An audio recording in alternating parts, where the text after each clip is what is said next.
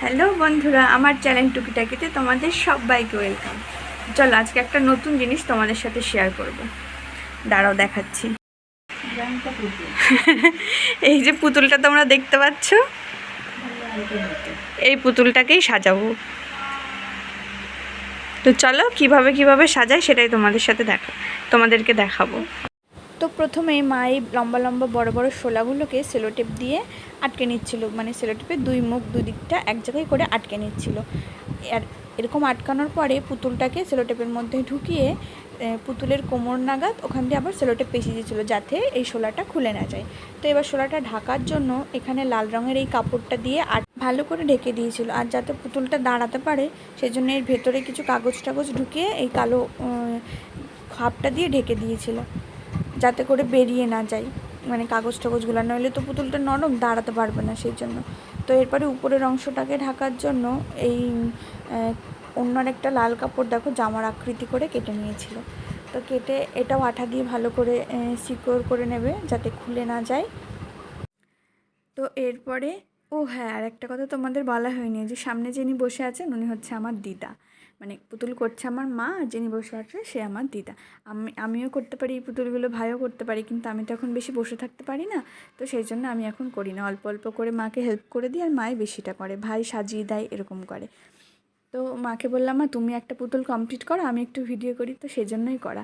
তো এরপরে দেখো পুরো একটা কুচি, মানে পুরো পুতুলটাকে এবার কুচিটা দিয়ে সাজাতে হবে, মানে এই কুচিটা ঘুরিয়ে ঘুরিয়ে পেঁচে, মানে এটা কিন্তু কাটে না, মানে পুরো কুচিটা গোটা রয়েছে অনেকটা লম্বা, ঘুরিয়ে ঘুরিয়ে আঠা দিয়ে দিয়ে মেরে নিতে হবে। তো কুচি দিয়ে সাজানো তো কমপ্লিট হয়ে গেছে। এরপরে কি করবে জানো? এরপরে হচ্ছে পুতুলের জামার সামনেটা ডিজাইন করবে, মানে বুকের কাছটা ডিজাইন করবে, গলায় হার পরাবে, তারপরে চুড়ি পরাবে, তারপরে কানের পরাবে, টিপ পরাবে, আবার নথও পরাবে, জানো তো। তো এই দেখো মা সাজানো শুরুও করে দিয়েছে। তো এইভাবে আঠা দিয়ে দিয়ে, আর এই যে তোমরা দেখতে পাচ্ছ যেগুলো পরাচ্ছে এগুলো মানে প্লাস্টিক জাতীয় কিছু, মানে প্লাস্টিক দিয়ে তৈরি ছোটো ছোটো চুমকি চুমকি টাইপের, এগুলো একসাথে করা আছে, সেগুলো আমাদের কেটে, মানে হাতের চুড়ির সাইজে চুড়ি কেটে, কানের সাইজে কানের কেটে, এরকম কেটে কেটে পরাতে হয়। তো এই দেখো পুতুল এবারে তারপরে কি করবে বলো তো? মাথাটা তো টাকলু রয়েছে, মাথাটা ঢাকার জন্য না মাথাতে দুদিকে দেখবে দুটো চুল দেবে। তো চুল দেওয়া হয়ে গেলে একটা টুপির আকৃতির কাপড় মাথায় হচ্ছে সেলোটেপ দিয়ে লাগিয়ে নেবে। তো সেটাকে সাজানোর জন্য আবার তার চারপাশেও কাপড়, মানে কুচি লাগাবে, কুচি লাগিয়ে তারপরে রিবন দিয়ে তার মাথায় হেয়ার ব্যান্ড দিয়ে তারপরে পুরো পুতুল কমপ্লিট হবে। তো একটা পুতুল করতে অনেক সময়ই লেগে যায়, কিন্তু জানো এর মজুরি কত করে দেয়? মাত্র 7 টাকা করে দেয়, অথচ এই পুতুলগুলোর বাজারে বিক্রি হয় হচ্ছে 100 টাকা 150 টাকা করে।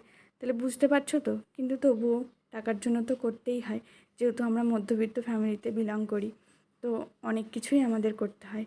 আর আমার মা কত কিছু করতে পারে জানো তো, পুতুল বানাতে পারে, তারপর মাটির ছাঁচের জিনিস তৈরি করতে পারে, প্যান্ট সেলাই করতে পারে।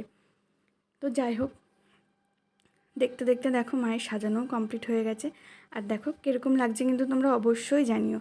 তো এই দেখো অনেকগুলো পুতুলই করে নিয়েছি, এগুলোই আজকে যাবে। টাটা, তোমরা ভালো থাকো।